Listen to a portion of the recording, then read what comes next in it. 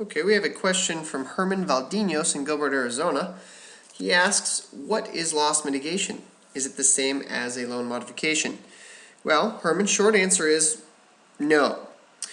Loss mitigation is essentially just a department in the bank.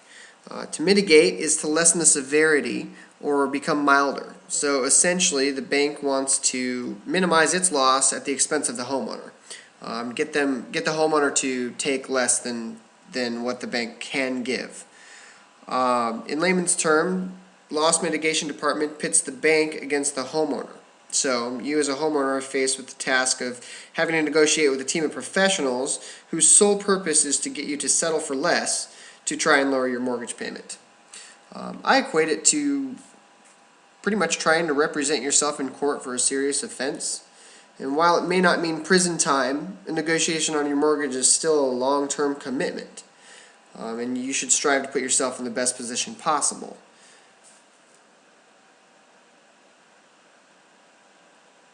And if you'd like 20 free videos teaching you everything that you need to know about home loan modifications, go to easyhomeloanmod.com/20-free-videos.